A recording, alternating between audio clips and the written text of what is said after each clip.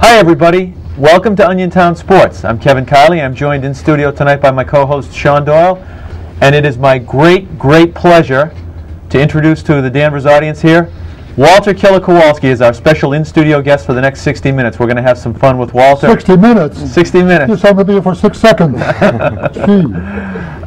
have got a great show planned. We'll be asking some trivia questions, all wrestling related. We have got also Greg Dekoff with us. Greg is a police officer in the town of Boxford. Is that right, Greg? Yep. And also has had in a prior incarnation had a wrestling career. So Greg knows his way around the squared circle as well. We're going to have some fun. Killer, welcome.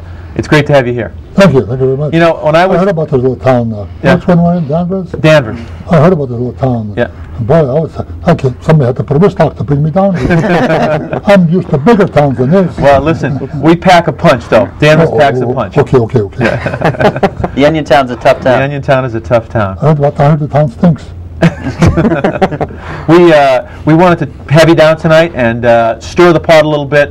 The sports scene in the greater Boston area right now is on a downer, so we figured we'd have you in. As a casual wrestling fan, professional wrestling fan, I would say wrestling right now today is as popular as it has ever been in the history of the sport. Would you care to comment on that, or would you agree with that? Yes, it is. That's very, that's what you mentioned. Very, very popular. In fact, when you had football on Monday night, people watching Monday Night Raw subbed it up instead of football because there was more excitement. Right. And so there you are. Yeah. No, it's true, and it's the highest, one of the highest rated programs on all of cable television. And if you were to combine the ratings of the WWF and the WCW, you've got a huge audience watching wrestling every week. The WrestleMania pay-per-views get more action than any boxing or any other event that they run. That's right. I think there's one. Is there one coming up? Is there a WrestleMania coming up? Yes, there's one, the WWF WrestleMania. Right. I don't have the exact date. It's coming up soon, isn't it? Yes. Yeah. We're going to ask our audience some trivia questions tonight, as I mentioned earlier, all wrestling related in honor of our guests here tonight.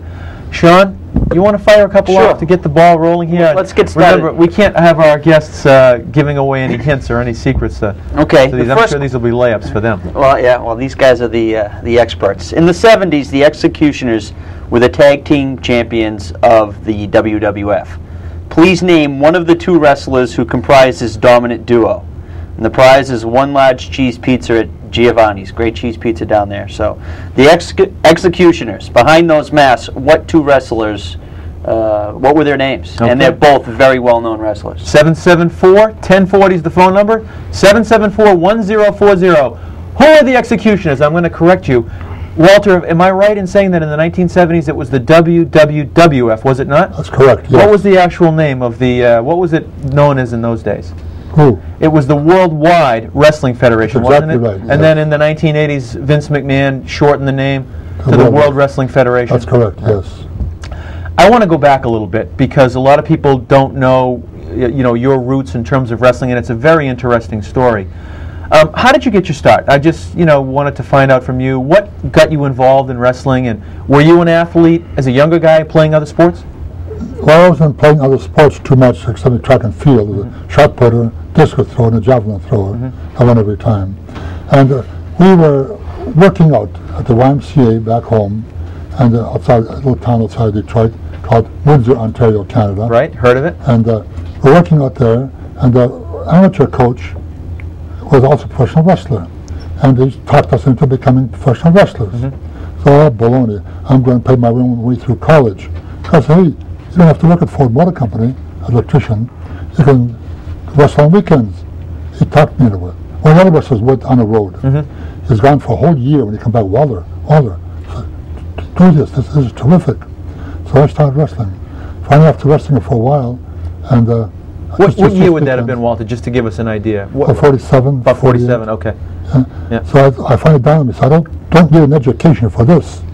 So I made it full-time. Quit work, right. Went on the road, wrestled full-time, and first I was going to, traveling to Kansas City, stayed there 3 weeks, and the office would not, wrestling office in Detroit, would not let me stay too long, afraid they might lose me. So I come back again. Finally, I then go to Ohio, stay only 3 weeks, come back to Detroit. Finally dawned on me, So, man, I could just do better than this. So I had to buy my contract. Everything was verbal at the time. So, okay, so give me a price. Okay, I can pay that. So I went and borrowed some money from some friends and then put it together. I paid the thing all on my own. I joined the wrestling office in St. Louis, Missouri. St. Louis, Missouri. And I stayed there with them. Right. And they used to book me from all over the country. Right. Back in that day, wrestling was very regionalized. Today, they've got two superstar outfits, the WWF and the WCW, and a couple other ones. But at that time, it was extremely regionalized. That's Am I right? Yeah. St. Louis often booked me to Texas. I go to Texas. I go to San Francisco, wrestle around there. Los Angeles. I go to Montreal, Canada, wrestle throughout there. Right. So they booked me all over. Depending, and after a while, when from them I left. I went back to join the office in Montreal, Canada. Right. I was out of there. Then I started wrestling for Jess McMahon, the grandfather of Vince McMahon Jr. Vince McMahon Sr.'s father. That's right. Is that right? Yeah. Jess McMahon, wrestled for him. Right. I wrestled for Vince McMahon. And he booked me every time I came to wrestle for Vince McMahon. I stayed 1 whole year. And one of the few wrestlers at the time, they used to change faces quite a bit. Right. And then I'd leave. Right. I'd come back. 1 year later, I'd come back again. Right. I'd leave. 1 year later, I'd come back again, stay another year. Right. See, and in fact, other promotions would call up. We'd like to have Killer Kowalski wrestle for us. Well, he's available, and give him a date. Right. Then anyone else, well, you have to contact, he's going to be from another office. So I was booked a year ahead all the time. Let me take a call. We've got Steve on the line. I think he wants to answer the question and maybe say hi to you. Steve, welcome to the show. Well, thank you very much. How are you tonight? Very good, thank you. You want to take a crack at the question, or you want to say hi to our guest? I'll say hi to Walter. Hi, Walter. It's Steve Grabowski. Steve Grabowski. Yes. I am now a resident in Danvers. Oh, how about that? Yes. So you know Walter. Oh, I know Walter very well. Are you a graduate of his school? Yes, I am. Yes, you love Grabowski. Yes. What did you wrestle? Did you have a wrestling moniker? Oh, I got a few names. Steve Thunder was one of them. Good. Yes. Yes. The answer to the trivia question? Sure. It's one of them was the great Walter Killer Kowalski. There we go. There it is, right there. I'm sure you know the other one, but don't hold off on that. We'll try to get another caller to. Okay, good. Okay. Yeah. Excellent. So that's a 1 large cheese pizza at Giovanni's. Great. I'll make sure it has no meat on it in lieu of Walter. That's right. He's a strict vegetarian for years. Right. Right. Okay. All right, Steve, hold on the line. You can speak to, who do we have? We have Sable out there answering the phone tonight, and she'll take your information, okay? Lovely, Sable. Thank you. Very much. Thanks, Steve. Nice talking to you again. Nice talking to you too, Walter. See, I remember you. I used to come visit you down there. Steve, when did you go through Walter's school? Oh, 82, 83. Yeah? Yeah. What was your specialty? Did you have any holds? Oh, I think Walter liked my drop kicks the best. Drop kicks, yeah? Yeah. Ah. Yeah. I used to walk down the street and just to keep it tuned up, so drop kick people walking down the street. Steve, what was so special about Special Delivery Jones? I've never been able to figure that one out. Oh, that's a good question. That's before Sean's time. I never knew why they called him SD Jones. He always got his brains beat in. Yeah, well, he did a little on his own, too. Right. Yes. Okay, Steve, hold on the line. Okay, Thanks for checking in. Thank you. There you go. There's an alum checking in. Graduate of your school. Is Steve still wrestling, to your knowledge? No, He's out of the game. Many of the people who watch this show, Walter, are younger than we sitting here tonight. For them, wrestling started when Hulk Hogan came on the scene. They don't know the names. We were talking about Don Leo Jonathan before. Bruno Sammartino might be vaguely familiar, but they don't really know who he is. And certainly names like Vern Gagne and Lou Thez were really the guys who got wrestling going, are completely unknown. Would you just briefly tell me about Lou Thez? I know that he was special to you and helped you get going in your career. Yes, Lou Thez, he used to take me to the gym, Lou Thez, and teach me things that no one ever knew. And I was able to protect myself because of Lou Thez. Lou Thez had a reputation of being what they call a shooter. And you'll have to define that, if you can, for our audience. Well, a shooter is a guy who can do anything in that ring and hurt another person and really cripple him. Were you a shooter, Walter? Yes, I had a reputation of being very, very tough in that ring. Okay. So my reputation was so great.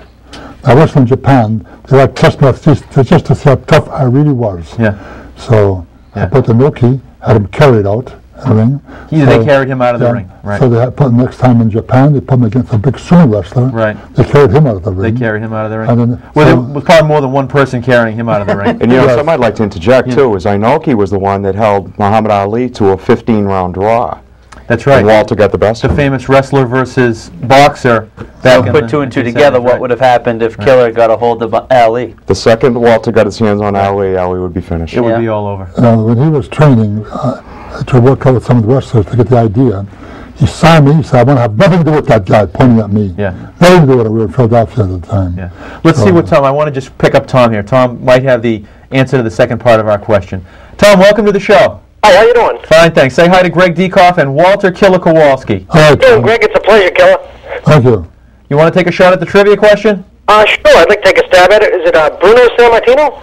No. No. Oh. He was not an executioner. He wasn't tall enough to be an executioner. Tom, how old are you? I'm 28 years old. You remember Walter? Oh, I sure do. Yeah. Yep. He had some great matches in Boston Garden, some of the old. You had some great matches against Bruno Sammartino, some of the other great wrestlers of that time. When I was wrestling in the Boston Garden, that's when we had the television we were doing there, black and white television, live television. At the time, we didn't have the equipment for filming. And big signs, 2 weeks before the show, sold out. Big signs, sold out. No tickets left for wrestling. That was the main event. Yeah.